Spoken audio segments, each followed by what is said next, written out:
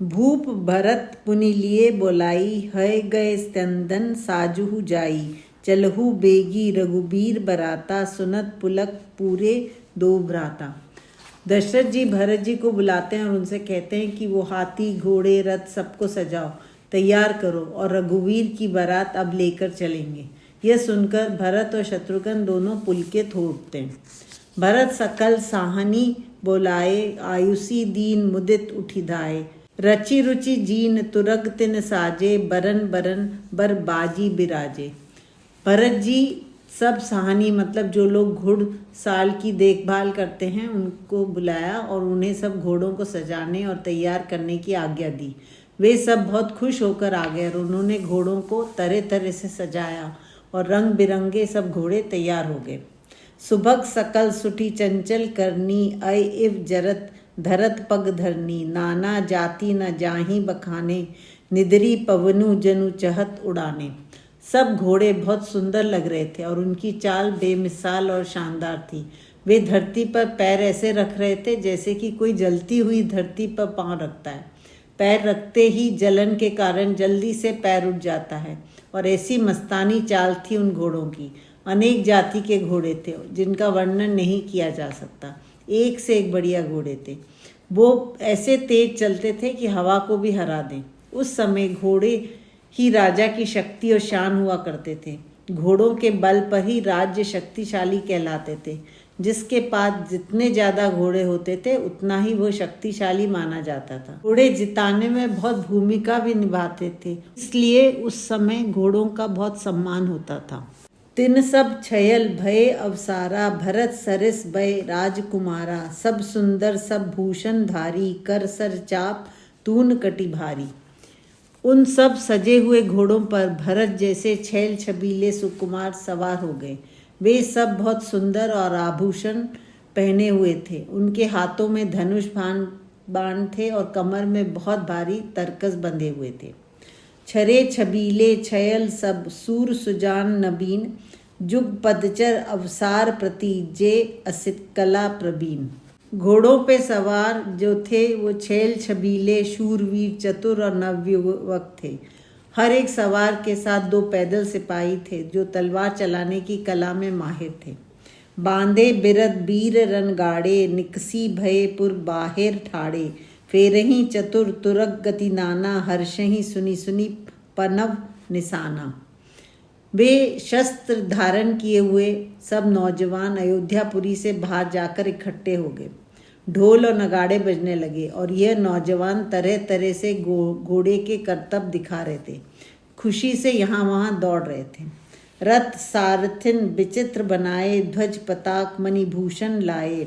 चवर चारु किंकिनी धुनि करहीं, भानु जान शोभा अपहरहीं। सारथियों ने रथों को ध्वजा से, मणियों से और आभूषणों से दुल्हन जैसे सजा दिए थे। उनमें सुंदर घंटियां चवर लगाए गए थे और झालरें लगाई गई थी। वे रथ इतने सुंदर लग रहे थे कि मानो सूर्य के रथ की शोभा उन्होंने छीन ली हो। साम करन अग्नित है होते, ते तिन रतन सारथिन जोते। सुंदर सकल अलंकृत सोहे, जिन्ही बिलोकत मुनि मन मोहे। हरे रंग के अनगिनत घोड़े थे जिनको वो रथों में जोड़ दिया था। वे सुंदर घोड़े अनेक प्रकार के आभूषणों से सजे हुए थे और ऐसे रथों को देखकर मुनि भी मोहित हो गए थे। जे जल चलही थलही की नाई, टाप न बूढ़ बेग अधिकाई। अस्त्र शस्त्र सबु साजु बनाई, रथी सारथिन लिए बोलाई। वे अयोध्या के घोड़े पानी पर भी ऐसे दौड़ते थे जैसे कि जमीन पर दौड़ते थे। उनकी टापों या खुर पानी के अंदर नहीं डूबती थी, ऊपर ही रहती थी। वो इतने तेज दौड़ते थे कि पानी की लहरों के ऊपर ही दौड़कर पार कर जाते थे।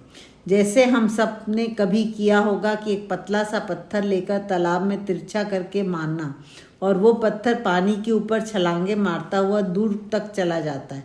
ऐसे ही यहाँ घोड़े इतनी तेज दौड़ते थे कि पानी के ऊपर ही ऊपर रहते थे, पैर डूबते ही नहीं थे।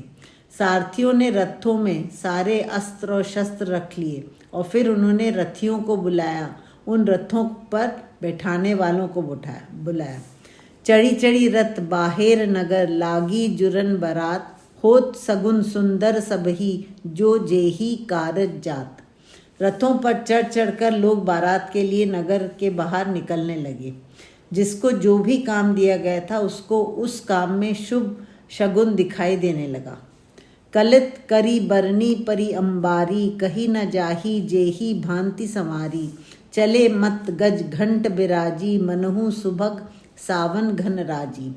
हाथियों के ऊपर बड़े सुंदर सुंदर झालरें डली हुई थी। उन झालरों को इतना सुंदर ढंग से सजाया गया था कि वो कहा नहीं जा सकता। हाथियों के गले में बड़े बड़े घंटे लटकाए गए थे। वे जब ऐसे चलते थे तो घंटे बजते थे जैसे कि सावन के सुंदर बादल गरज रहे हों। बाहन अपर अनेक विधाना, सिबिका सुभग सुखासन जाना। तिन चढ़ी चले विप्रवर वृंदा, जनु तनु धरे सकल श्रुति छंदा। सुंदर सुंदर पालकियां सजाई गई थी और उन पालकियों में बैठने के लिए सुख आसन बनाए गए थे। मतलब अंदर सुंदर कुर्सियां बनाई गई थी। उनको तामजाम कहते हैं। तुलसीदास जी कहते हैं कि जब उन पर ब्राह्मणों के समूह एक एक करके बैठने लगे तब ऐसा लग रहा था कि वेदों के छंद वे शरीर धारण करके आ गए हों और वो पालकियों में अपना स्थान ले रहे हों। मागध सूत बंदी गुण गायक, चले जान चढ़ी जो जेही लायक। बैसर ऊंट वृषभ बहुजाति, चले वस्तु भरी अगणित भांति। मागध सूत भाट वे सब उनके लिए बनाए हुए वाहनों पर जाकर बैठ गए। वहाँ पर खच्चर ऊंट बैल तरह तरह की जातियों के पशु थे। वहाँ पर तरह तरह की गाड़ियाँ थीं। खच्चर गाड़ी, बैलगाड़ी, घोड़ा गाड़ी, ऊंट गाड़ी, उन पर सामान लादा हुआ था। कोटिन कांवरी चले कहारा, विविध वस्तु को बरने पारा। चले सकल सेवक समुदायी, निज निज साजू समाजू बनाई। कहार लोग जो डोलियां उठाते हैं, पानी भर के पिलाते हैं, ऐसे करोड़ों लोग थे जो सब सामान लेकर चल रहे थे। इन सब का वर्णन किया नहीं जा सकता। सब सेवक अपना अपना समूह बनाकर चल रहे थे। सबके उर निर्भर हर्षु, पूरत पुलक शरीर। कबहीं देखिबे नयन भरी, राम लखनऊ दोऊ वीर। सबके हृदय पुलकित थे, खुशी से मन नाच रहा था। सबको एक ही लालसा थी कि कब ये बारात मिथिलापुरी पहुँचे और कब हम राम और लक्ष्मण ये दो वीरों के दर्शन कर सकते, उनको आंख भर भर कर देखें। गरजही गज घंटा धुनि घोरा, रथ रव बाजी हिंस चहुओरा। निदरी घनरी धुरमही निशाना, निज पराई कछु सुनी न काना। हाथियों के गरजने और उनके घंटों की आवाज़ चारों तरफ गूंज रही थी। घोड़ों की हिन हिनाने की आवाज़, रथों की घर घराहट चारों तरफ हो रही थी। नगाड़ों का इतना भयंकर शोर हो रहा था जैसे कि वो बादलों का भी आदर नहीं कर रहे। वो शोर ऐसा था कि किसी को भी अपनी या पराई बात सुनाई नहीं दे रही थी। महाभीर भूपति के द्वारे, रज होई जाई पशान पबारे। चढ़ी अटारिन देखई नारी, लिए आरती मंगल थारी। महाराजा दशरथ के दरवाजे पर तो इतनी भीड़ लगी हुई थी कि वहाँ पर अगर एक पत्थर फेंक दो तो दिखाई ही नहीं देगा कि वो कहाँ गया। उन सब लोगों के कदमों के नीचे आकर वो पिसकर धूल बन जाएगा। छज्जों के ऊपर चढ़कर स्त्रियां थाल सजाए खड़ी थीं और उन थालों में मंगलमय आरती थी।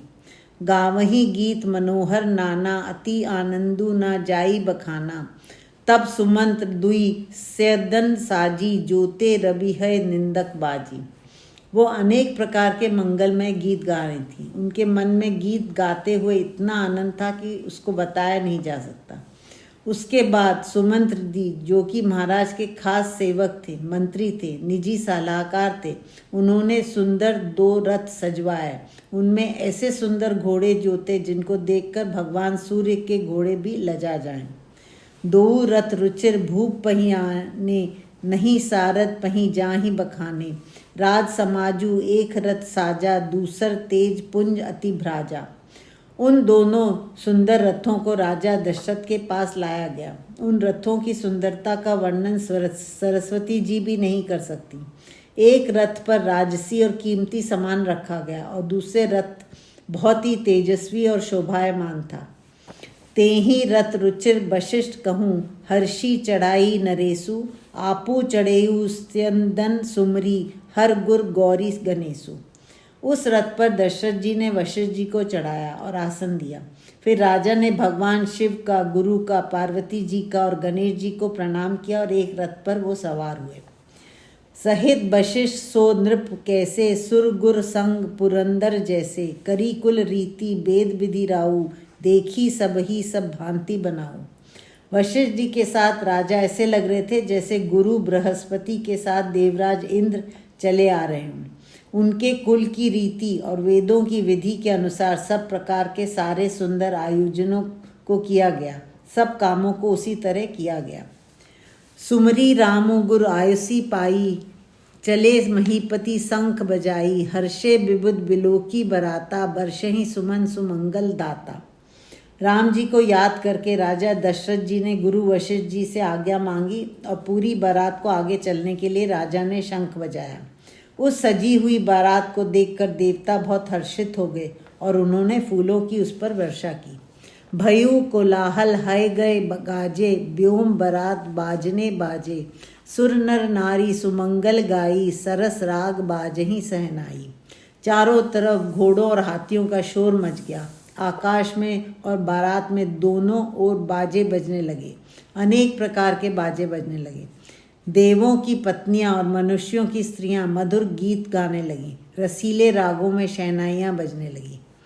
घंट घंटी धुनि बरनी न जाही, सरव करही पाइक फहराई, कहरी विदूषक कौतुक नाना, हास कुशल कल गान सुजाना। घंटे और घंटियों की आवाज़ का तो वर्णन ही नहीं किया जा सकता।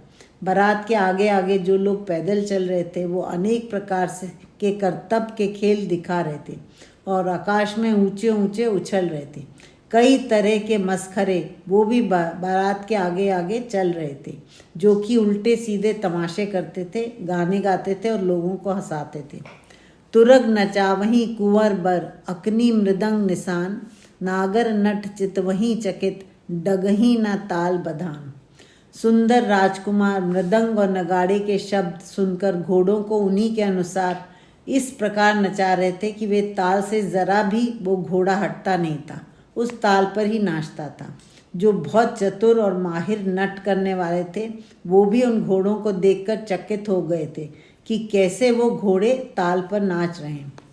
बने न बरनत बनी बराता, हुई सगुन सुंदर सुभदाता, चारा चाशु बाम दिसी लेई, मनहु सकल मंगल कही देई।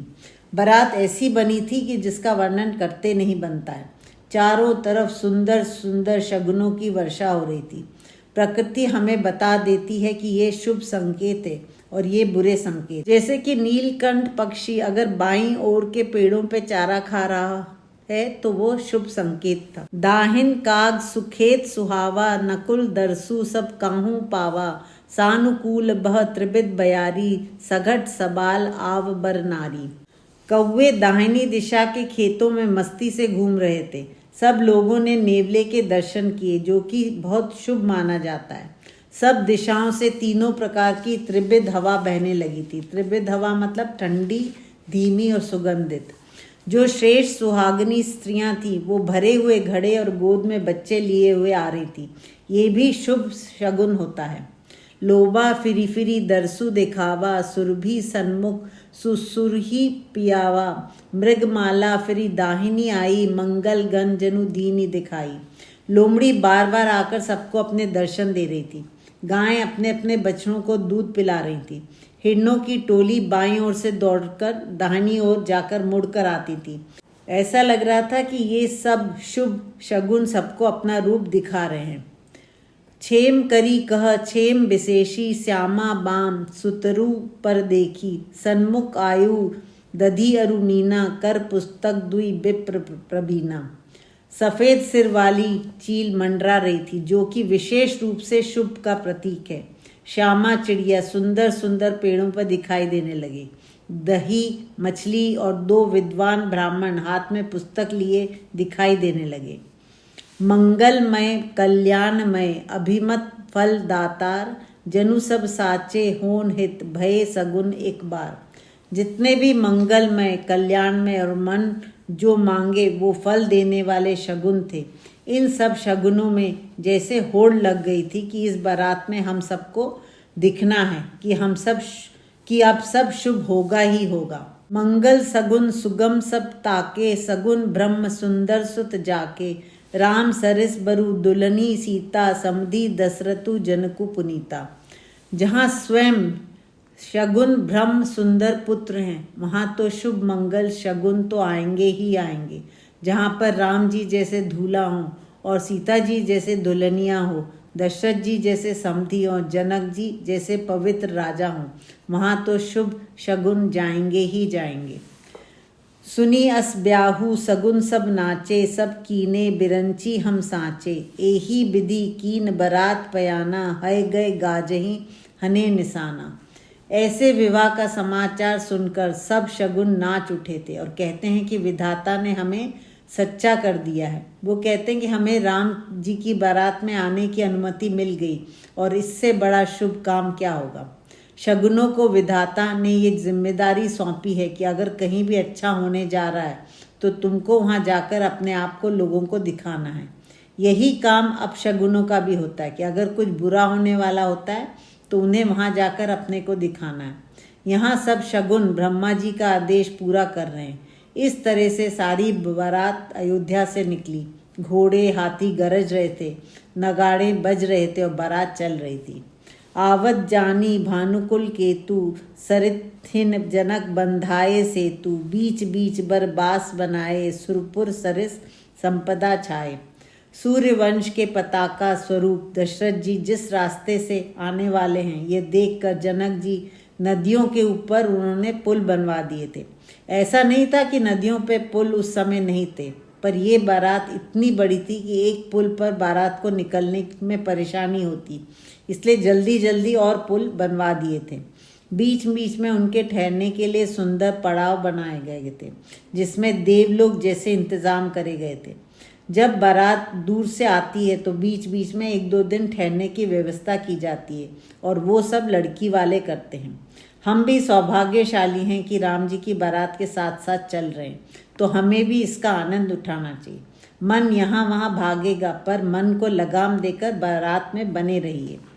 असन शयन बन बसन सुहाए, पावहीं सब निज निज मन भाए, नित नूतन सुख लखी अनुकूले, सकल बरातिन मंदिर भूले। जहाँ उनको ठहराया गया वहाँ जिसको जो जो अच्छा लग रहा था उनको वो दिया जा रहा था। ऐसे नई नई उनको चीज़ें मिल रही थी और आराम से भी मिल रही थी और उनको बहुत जो सुख दे रही थी। सब बाराती लोग अपने अपने मंदिरों मतलब घर को भूल गए थे। पहले घरों में जगह जगह देवताओं की मूर्तियाँ होती थी और माना जाता था कि ये तो देवताओं का घर है और हम यहाँ पर रह रहे हैं और हम इस मंदिर के सेवादार हैं। अब तो हम घर के ठेकेदार बन गए हैं। आवत जानी बारात बर, सुनी गह गहे निशान, सजी गज रथ पदचर तुरग, लेन चले अगवान।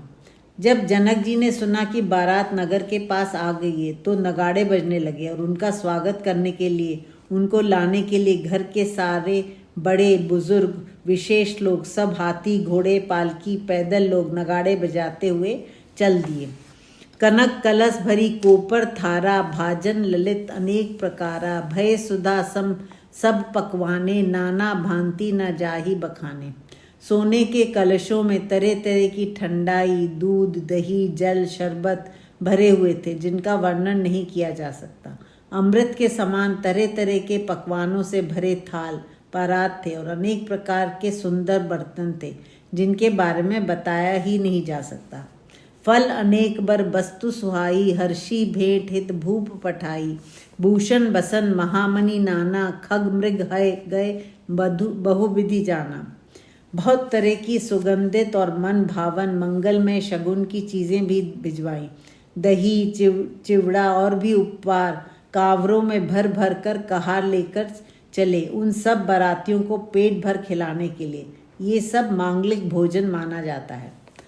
अगवाहन सब दीखी बराता, उर आनंदु पुलक भर गाता, देखी बनाव सहित अगवाना, मुदित बरातिन हने निशाना। जब उन लोगों ने बारात को देखा तो उनका मन पुलकित हो गया, हृदय आनंद से भर गया। सब बारातियों ने उन सजे धजे लोगों को देखा जो स्वागत में आए तो वे भी खुश होकर नगाड़े बजाने लगे। हर्षी परस्पर मिलन हित, कछुक चले बगमेल, जनु आनंद समुद्र दुई, मिलत बिहाई सुबेल। बाराती और उनका स्वागत करने आए हुए लोग सब एक दूसरे से मिलने के लिए खुशी के मारे दौड़े चले गए, जैसे आनंद के दो सागर अपनी मर्यादाओं को छोड़कर एक दूसरे से मिल रहे हों।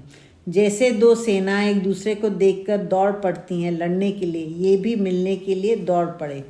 बर्षी सुमन सुंदरी गावहीं, मुदित देव दुदुम्भी बजावहीं, वस्तु सकल राखी नृप आगे, बिनय कीन तिन अति अनुरागे। देव सुंदरियां फूल बरसा के गीत गाने लगी और देवता आनंदित होकर नगाड़े बजा रहे थे। जो लोग स्वागत करने आए थे उन्होंने अनेक उपहार राजा दशरथ के आगे रख दिए और उनसे लेने के लिए विनती करी। प्रेम समेत राय सबु लीना, भय बख्शीस जाकर ही दीना, करी पूजा मान्यता बढ़ाई, जनवासे कहूँ चले लवाई।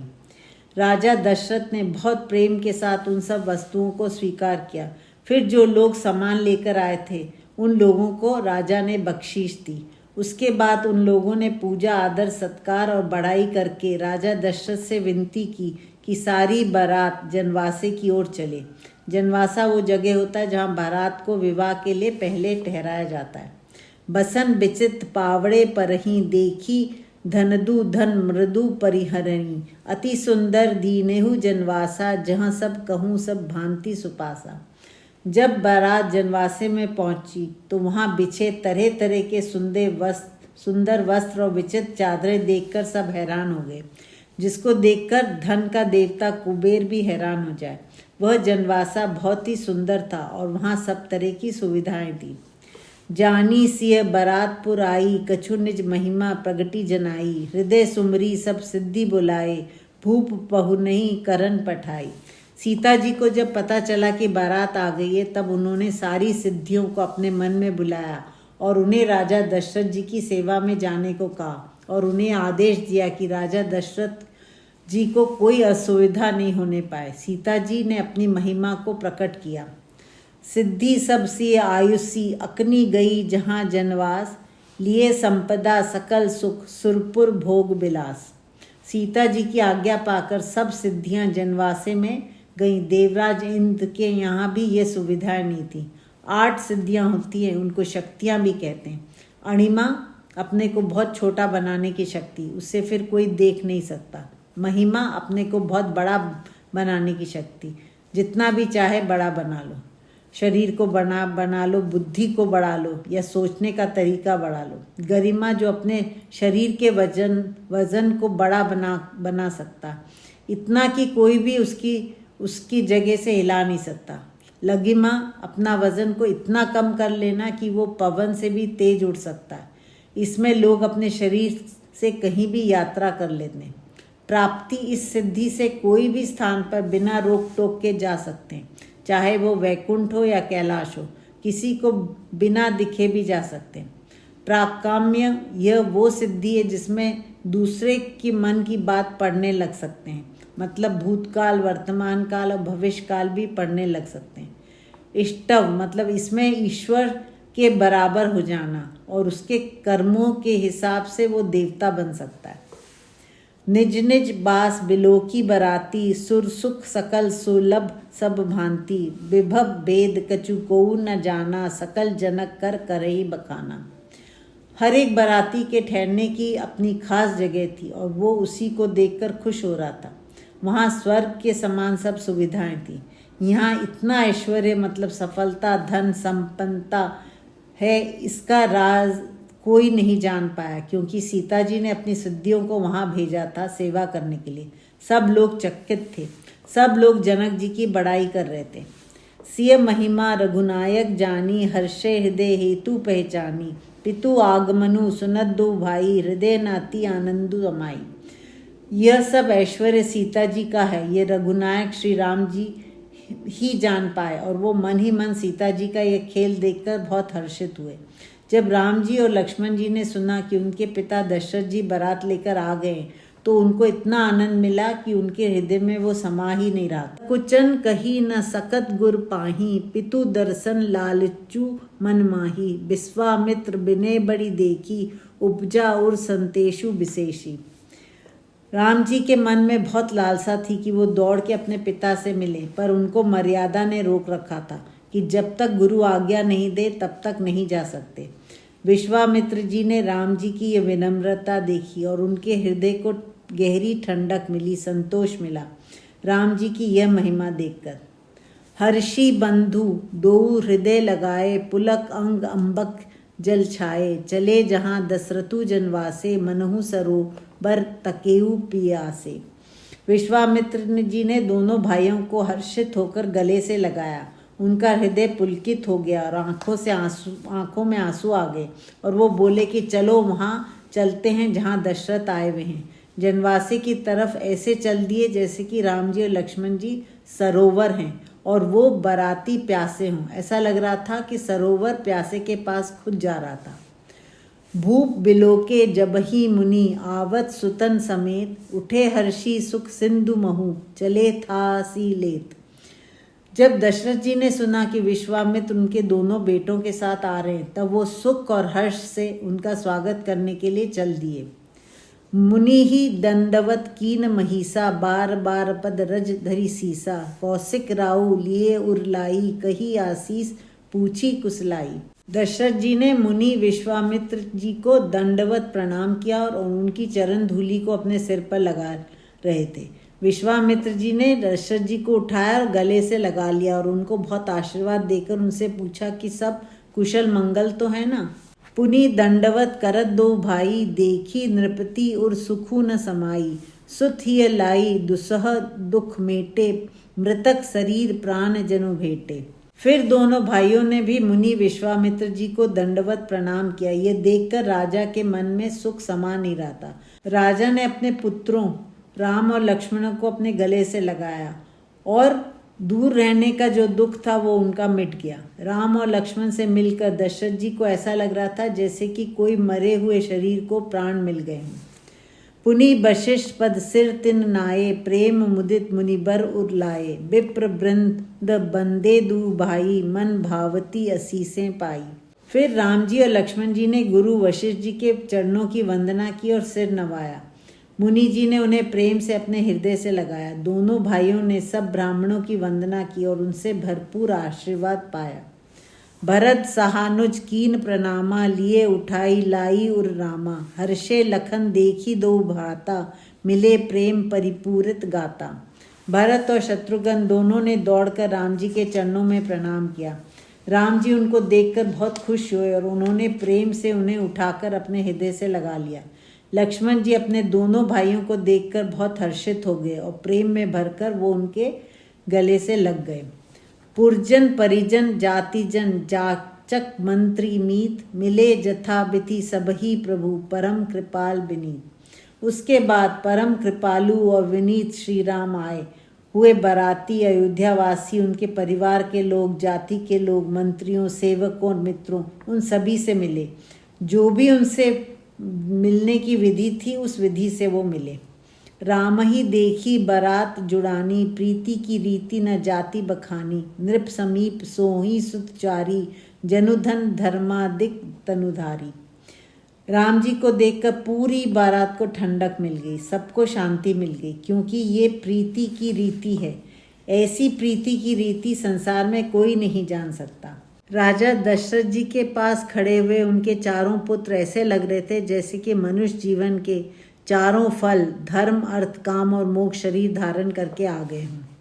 सुतन समेत दशरथी देखी, मुदित नगर नर नारी विशेषी, सुमन बरसी सुरहन हनहि निशाना, नाक नटी नचावही करी गाना।